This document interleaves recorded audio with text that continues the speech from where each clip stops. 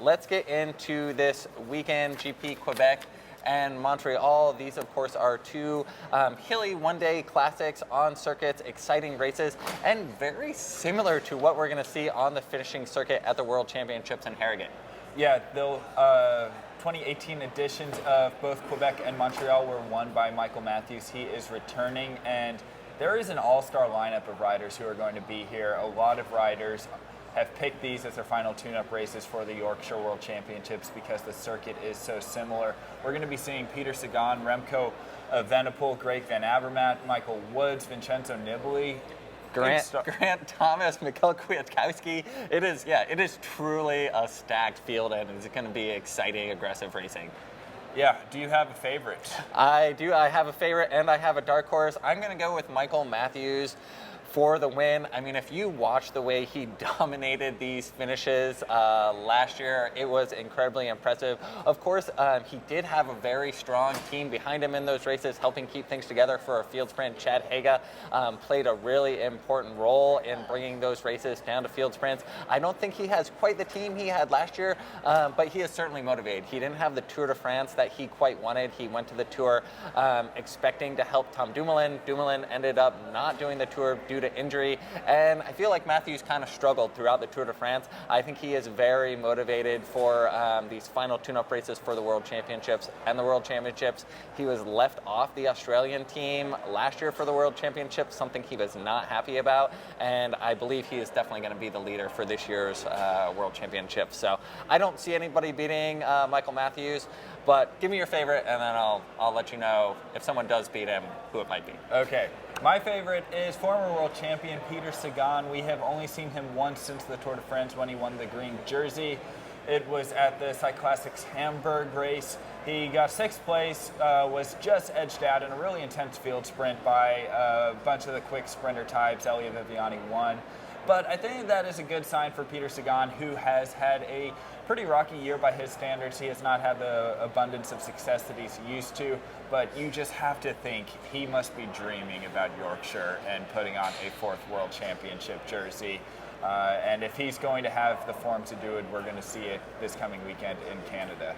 Yeah, this World Championships really reminds me for Peter Sagan a little bit of his first World Championships in Richmond, where he had a bit of a rough spring by his standards, did not win one of the monuments, but came back at the end of the year and won Worlds, and I think he is probably treating this season very similarly. My dark horse for this race is EF's Sepp van Mark. This is another rider who didn't have the spring he wanted, ended up in a ditch hurting his knee at E3 Harelbeke. Still had a solid ride at the Tour of Flanders, but for him, somebody who's regularly on the podium at the Classics, it was a bit of a disappointment. He has shown incredible late season form, recently had a stunning victory at the Bretagne Classic, followed all the moves to perfection, and then had an attack about 1K to go to solo in for the victory. Sepp is on great form, and these races are races for the opportunists. I mean, let's take, for example, Rigoberto Urán won GB Quebec back in 2015, so a solo rider can get away and steal the glory from the sprinters in these races. That they can. My dark horse, who could also steal some glory from the sprinters, is the young Belgian Remco Evenepoel. He is going to be in Canada with a really, really strong Deceuninck Quick Step team. On that team is also Julian Alaphilippe, as well as the kind of sensation of their year, Casper Asgreen. Remco Evenepoel will likely be working for Julian Alaphilippe, but what we saw at Classica San Sebastian, Remco Evenepoel knows how to take a chance and knows how to make it stick. I don't think that anyone's going to pull him back if he manages to weasel his way off the front towards the end of these circuits. And this is another rider who I'm really excited to see what their form is leading into Yorkshire, because we could see some surprises from the young Belgian in Yorkshire as well. Yeah, we're talking about Worlds, so we must be also talking about the start of cyclocross season. Of course, the UCI World Cup kicks off here in the U.S. at Iowa City.